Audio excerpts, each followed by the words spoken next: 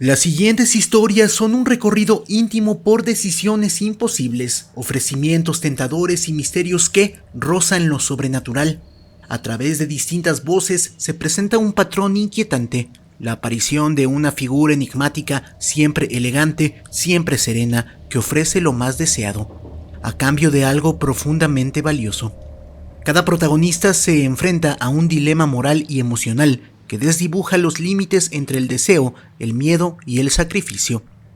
Son relatos de personas normales, padres, músicos, trabajadores, creyentes, en momentos límite, cuando la realidad parece ceder ante algo más oscuro y desconocido.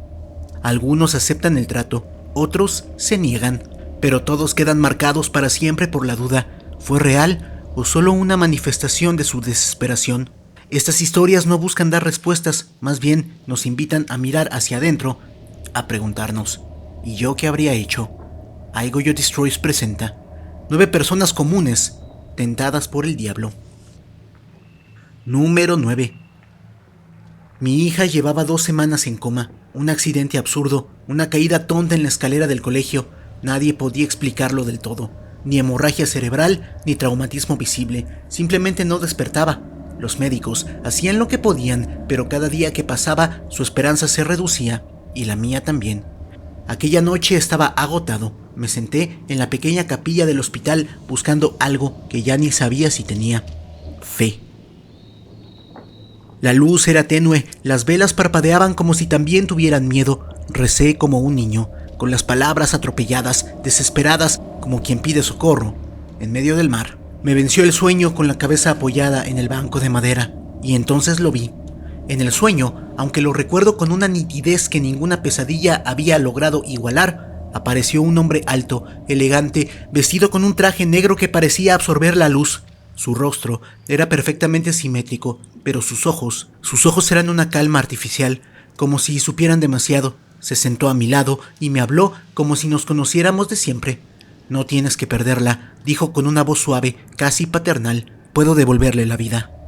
Solo tienes que decirlo». Mi cuerpo temblaba, pero no podía moverme. Le pregunté quién era, aunque lo intuía. Alguien que escucha lo que otros no pueden, alguien que puede darte lo que necesitas a cambio de lo que tienes. Mi alma sonrió. No negó nada. «Solo una palabra tuya y mañana despertará, sana, como si nada hubiera pasado. Podrás abrazarla, volverá a correr, a reír». Quise decir que sí, lo juro, sentí cada fibra de mi ser romperse. Era mi hija, ¿qué no daría un padre? Pero algo dentro de mí, quizás miedo, quizás orgullo, quizás fe ciega, me obligó a decir que no. Sus ojos no mostraron enfado, solo una triste resignación. «Como quieras», dijo, y desapareció.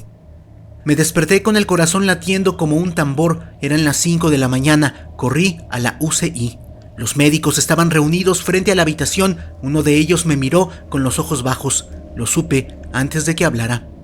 Mi hija había muerto hace pocos minutos. Desde entonces, no ha habido un solo día en el que no me haya preguntado si aquello fue real, si fue una simple proyección de mi desesperación o algo más, porque en el fondo hay una parte de mí que cree o teme que podría haberla salvado. Y no sé si hice lo correcto. Número 8.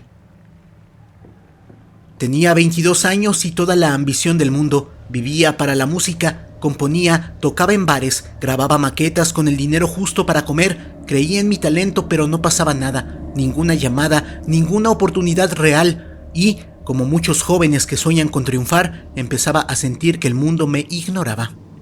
Una noche, después de un concierto frustrante frente a 6 personas, me senté solo en un parque cercano. Llevaba la guitarra colgada al hombro y la sensación de fracaso pesado más que el instrumento. Estaba oscuro, hacía frío y me sentía absolutamente solo. Fue entonces cuando lo vi. Un hombre apareció de la nada, no le oí acercarse, simplemente estaba ahí como si siempre hubiese estado. Traje negro, impecable. Me miró como quien ya lo sabe todo. Me llamó por mi nombre con naturalidad. No me preguntó nada, solo dijo: «Sé lo que quieres y puedo dártelo». Yo no respondí, me reí nervioso, pensando que era algún tipo de loco, pero entonces empezó a decirme cosas que nadie sabía: el título de mi primera canción, el nombre de mi perro de la infancia, incluso el número de veces que había pensado en rendirme esa semana. No tienes que seguir luchando, continuó. Puedo darte éxito inmediato, fama, reconocimiento, portadas, discos, giras. Solo tienes que firmar. Sacó un pequeño cuaderno rojo. En la portada no había título. Dentro, una sola página en blanco. Me ofreció una pluma antigua. Con sangre, por favor, es lo mínimo, añadió, sonriendo con calma. Por un instante lo consideré, no voy a mentir. Era tentador. El mundo ya no parecía tenerme en cuenta. Y aquí estaba esta figura misteriosa ofreciéndome todo lo que quería, pero algo no encajaba. Tal vez fue el tono con el que habló, o la forma en que, detrás de su promesa, se escondía algo turbio, algo irremediable. Le devolví la pluma y me fui, sin decir una palabra. Hoy tengo 40. Doy clases particulares de guitarra en una academia de barrio. Mis canciones están guardadas en un cajón. A veces, algún alumno me pregunta por qué no llegué más lejos. Yo sonrío y les digo que no era mi momento. Pero hay noches en que me acuerdo de aquella figura en el parque, del contrato, de la sangre, y me pregunto si fue real o un desvarío de la frustración. No lo sé. Solo sé que nunca lo he olvidado. Número 7. Llevaba 6 meses en un trabajo que me consumía, turnos interminables, un jefe insoportable y un sueldo que apenas me alcanzaba para sobrevivir. Cada mañana me levantaba deseando que algo cambiara, que algo, lo que fuera, rompiera la rutina, pero por lo visto, el mundo no funciona así, o al menos eso pensaba. Una noche salí tarde de la oficina, era invierno y el metro iba casi vacío. Me senté en uno de los vagones con la mirada perdida, en la esquina opuesta. Vi un maletín negro, elegante, apoyado junto a la puerta. No había nadie cerca. Pensé que algún despistado lo habría olvidado, así que por impulso me levanté para acercarme. El maletín estaba cerrado, pero no tenía candado. Cuando lo toqué, sentí un escalofrío, como si algo dentro de mí me advirtiera. Aún así, lo abrí un poco, solo para echar un vistazo. Estaba lleno de billetes. Miles de euros perfectamente ordenados, como recién salidos del banco, y encima de todo, una nota escrita a mano, con una caligrafía antigua y precisa. Solo ábrelo si aceptas el trato. No decía más, nada de explicaciones, nada de condiciones claras, pero algo en esa frase me heló la sangre. Cerré el maletín de inmediato, miré a mi alrededor, el vagón seguía vacío, no había cámaras a la vista, nadie parecía buscarlo. Durante las siguientes estaciones lo miré con una mezcla de deseo y miedo. Era mucho dinero, podría haber solucionado mis problemas, salir del trabajo, empezar de cero, pero ¿qué significaba eso del trato? ¿Con quién? ¿Qué debía entregar a cambio? Mi parada llegó, dudé unos segundos y lo dejé ahí. Esa misma semana me despidieron sin previo aviso. La empresa alegó recortes. Estuve un año entero buscando trabajo, tirando de ahorros, pidiendo favores, bajando cada vez más mi dignidad. A veces, cuando estoy solo en el metro, me acuerdo de aquel maletín, me pregunto si alguien lo abrió, si otro aceptó el trato, o si aún sigue apareciendo, esperando a la siguiente persona desesperada. No sé qué habría pasado si lo hubiera abierto, y eso es lo que más me atormenta. Número 6. Siempre he sido una persona de fe, no fanático pero sí creyente, de los que acuden a misa en silencio, que encienden una vela en lugar de gritar al cielo. Así crecimos mi hermano y yo. Cuando le diagnosticaron aquel tumor, lo primero que hice fue rezar cada día con la misma insistencia con la que uno respira. Una tarde, desesperado, decidí visitar una ermita abandonada a las afueras del pueblo, un lugar que solíamos visitar de pequeños cuando todo era más simple. Caminé solo por el campo seco, con el sol ocultándose entre nubes pesadas. Al llegar, el silencio era absoluto, como si el mundo entero se hubiera detenido. Me arrodillé frente al altar de piedra, cubierto de polvo y telarañas. No había imágenes ni velas, solo ruinas y ecos del pasado. Cerré los ojos y recé, no con palabras aprendidas, sino con el corazón desgarrado. Le pedí a Dios que salvara a mi hermano, que hiciera un milagro, que me quitara a mí lo que hiciera falta, pero que lo dejara vivir. Fue entonces cuando le escuché, una voz, no desde fuera sino desde dentro, no como un pensamiento sino como una presencia firme, clara, serena. Puedo curarle, pero debes entregarme tu fe. Me quedé paralizado, no era una sugestión, no era mi mente rota por el dolor, era algo más, algo antiguo, como si la ermita, el polvo, las piedras me hablasen a través de ese susurro. Tu fe, repitió la voz, tu confianza en el bien, en lo divino, en todo lo que sostiene tu alma. No supe qué hacer, era la única cosa que me quedaba, había perdido toda la esperanza, la tranquilidad, casi la razón. Solo me quedaba la fe, y aún así Estuve tentado, dudé, pensé que tal vez mi fe era un precio justo por la vida de mi hermano, pero no pude. Respondí en voz baja, no. Sentí un vacío inmediato como si algo se hubiera alejado de mí para siempre. Mi hermano murió 3 semanas después, en paz, eso sí, con una sonrisa que me persigue. Desde entonces no he vuelto a creer de la misma manera. No sé si aquello fue una prueba divina o algo más oscuro, pero lo que ocurrió en aquella ermita me cambió, y a veces, cuando rezo, ya no estoy seguro de a quién me estoy dirigiendo. Número 5. Cuando mi abuela murió, no dejó muchas pertenencias valiosas, apenas algunos libros, una medalla de su comunión y un viejo espejo con marco de madera tallada que siempre había estado en su dormitorio. Nadie quiso llevárselo, tenía algo raro, un aura antigua, como si guardara recuerdos demasiado viejos. Yo, por cariño, me lo quedé, pensé que quedaría bien en mi salón. La primera noche lo colgué frente al sofá. Recuerdo que me senté a observarlo, sin razón aparente. No reflejaba la habitación como debería. Había algo en la forma en que me devolvía mi imagen, como si no fuera exactamente yo. Me incomodaba, pero no lo quité. Pasaron unos días y una noche, al volver del trabajo, me senté frente al espejo con la televisión apagada. El salón estaba en penumbra, y entonces ocurrió. Vi el reflejo de mi abuela. No era un recuerdo ni una alucinación, era ella, de pie detrás de mí, sonriendo con esa expresión suya entre dulzura y severidad. Pero lo más extraño fue que no sentí miedo, sentí calma. Me habló sin mover los labios, como si su voz resonara dentro del espejo y también dentro de mí. Pide lo que quieras, dijo, pero tendrás que devolverlo todo el día que mueras. No entendí del todo. Pregunté si era un sueño, si era real. Ella solo repitió la frase. Yo, quizás por curiosidad o por desesperación contenida, pronuncié 3 deseos en voz baja: éxito, salud, dinero. La imagen desapareció al instante. Al día siguiente todo cambió. Recibí una oferta de trabajo inesperada en una empresa reconocida. En pocos meses me ascendieron. Me recuperé de una dolencia crónica que llevaba años arrastrando. Gané una pequeña lotería suficiente para comprarme una casa. Todo, poco a poco, se fue cumpliendo. No lo conté a nadie. ¿Quién iba a creerme? Han pasado 15 años. Tengo una vida cómoda, estable, incluso envidiable. Pero cada vez que paso frente al espejo, me detengo un instante, me observo con atención, porque sé que cuando llegue mi momento, todo esto desaparecerá. No sé si fue mi abuela, el diablo o algo más antiguo aún, pero el trato se cumplió al pie de la letra, y eso me asusta más que cualquier cosa. Número 4. A mi madre le diagnosticaron cáncer de páncreas en fase avanzada. La noticia cayó como una bomba en medio de nuestras vidas. Los médicos fueron claros. No había cura, solo cuidados paliativos. Yo me aferraba a cualquier atisbo de esperanza, por pequeño que fuera. Dormía mal, comía peor, todo giraba en torno a ella.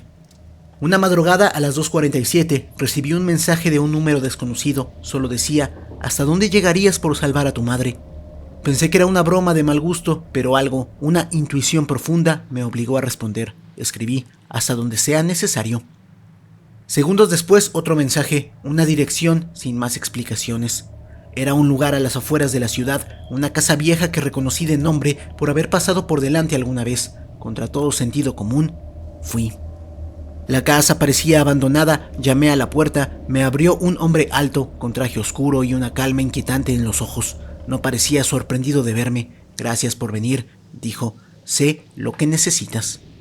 Me condujo a un salón frío, sin muebles, hasta donde solo había una mesa y 2 sillas. Se sentó frente a mí y sin rodeos me hizo una oferta. Puedo curar a tu madre hoy mismo, pero a cambio debes aceptar que una persona completamente desconocida para ti morirá. No sabrás quién, no sabrás cómo, solo ocurrirá. Sentí que el aire se volvía denso. Quise gritarle que era un monstruo, que no jugara conmigo, pero no lo hice, porque en el fondo algo dentro de mí creía que era real, y eso me aterraba más que cualquier mentira. No tienes que decidir ahora, añadió, y deslizó hacia mí un pequeño papel con una palabra escrita: aceptar. Solo tienes que escribir tu nombre. Lo miré durante minutos, mis manos temblaban. Pensé en mi madre, en su sonrisa cansada, en todo lo que me había dado. Era justo negarle una segunda oportunidad por una vida que no conocía. Era egoísmo, cobardía. Al final me levanté y me fui. Ella murió 3 semanas después, en mis brazos, susurrándome que todo estaría bien. Hoy, años después, sigo teniendo ese papel, nunca lo tiré, a veces lo saco del cajón y lo observo. Me pregunto qué habría pasado si hubiera escrito mi nombre. ¿Estaría ella viva? ¿Sería yo otra persona? Y sobre todo me pregunto, ¿quién habría muerto por ello? Número 3. Llevaba años luchando por una oportunidad, audiciones, rechazos, papeles minúsculos en obras olvidadas. Era actriz, sí, pero una actriz frustrada. Tenía talento, o eso me decían, pero el mundo del teatro es ingrato y por cada quizá algún día pasaban meses de silencio. Una noche, después de que el resto del elenco se marchara, me quedé ensayando sola en el teatro municipal. Era una sala pequeña, con butacas viejas y un telón desgastado por los años. Estaba repasando un monólogo frente al espejo del camerino, pero algo me empujó a salir al escenario vacío. Quería sentir el silencio, el espacio, imaginarme frente a un público de verdad. Fue entonces cuando la vi. Una sombra al fondo del escenario no era la mía ni la de algún objeto reconocible, era algo que se movía sin lógica, sin fuente de luz. Me quedé paralizada, la sombra parecía respirar y entonces escuché su voz, un susurro pegado a mi oído, aunque no había nadie cerca. «Pide fama», dijo, «y será tuya». No tenía miedo, extrañamente sentí calma, como si aquella presencia me conociera desde siempre, como si supiera lo harta que estaba de mendigar oportunidades. No pregunté quién era ni qué quería a cambio, solo respondí sin pensarlo, «la quiero». La sombra desapareció como si se hubiera disuelto en el suelo, volvió el silencio. Un mes después me llamaron para una serie importante, un personaje secundario, pero con peso. En poco tiempo la popularidad creció, las redes, las entrevistas, los contratos. Me convertí en una cara reconocible. De repente, todos querían trabajar conmigo. Pero algo había cambiado. Desde aquel día en el teatro ya no actúo con libertad.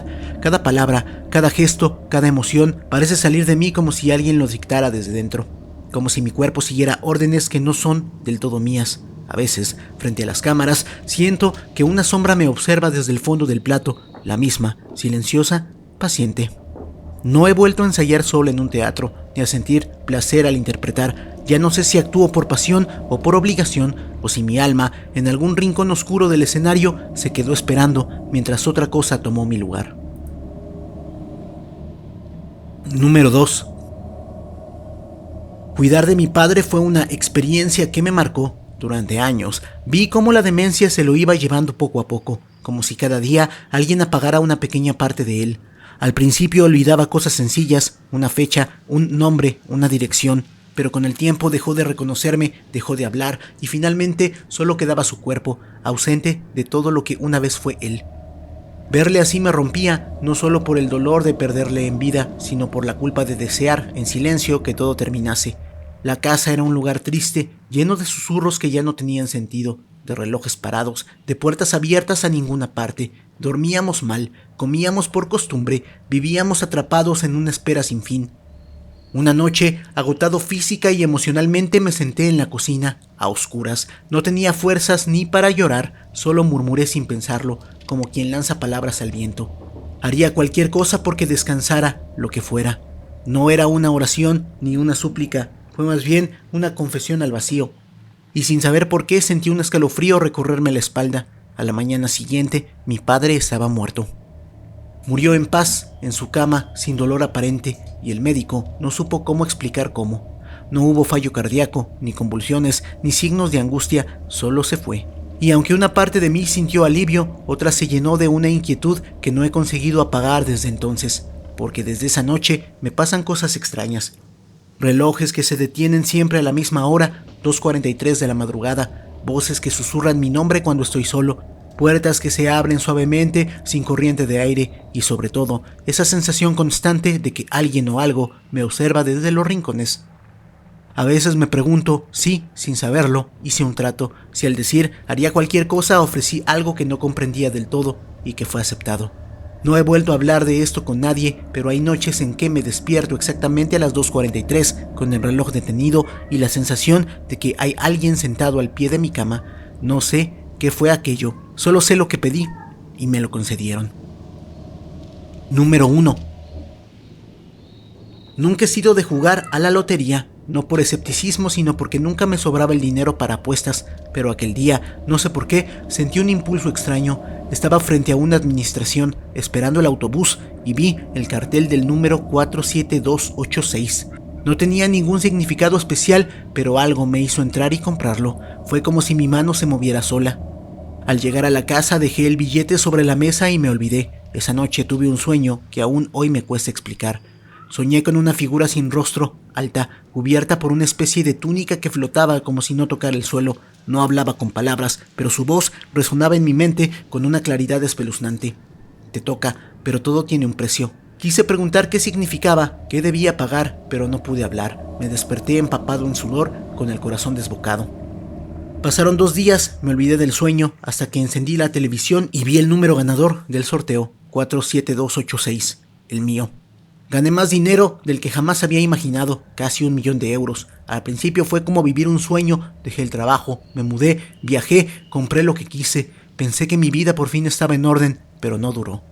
Mi pareja empezó a distanciarse, primero eran discusiones tontas, luego ausencias, hasta que un día se marchó sin mirar atrás.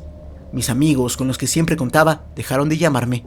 Algunos por envidia, otros porque decían que yo ya no era el mismo, y tal vez tenían razón. Incluso mi salud empezó a deteriorarse sin causa aparente. Dolores, insomnio, ansiedad, nadie encontraba explicación médica. Intenté rehacer mi vida, conocí gente nueva, probé terapias, busqué consuelo en lo espiritual, pero todo se deshacía entre mis manos, como si una fuerza invisible me impidiera volver a tener lo que amaba. Hoy tengo dinero, sí, una cuenta llena, una casa bonita, comodidades, pero cada día me siento más solo. No es tristeza, es vacío. Un silencio interior que pesa más que cualquier carga física. Y cada vez que abro el cajón donde guardo el billete premiado, porque nunca pude tirarlo, siento que aquella figura del sueño sigue observándome en algún lugar entre la sombra y el recuerdo. No sé qué precio pagué exactamente, solo sé que fue mucho más alto de lo que creí. ¿Alguna vez viviste una situación similar? Dímela en la sección de comentarios.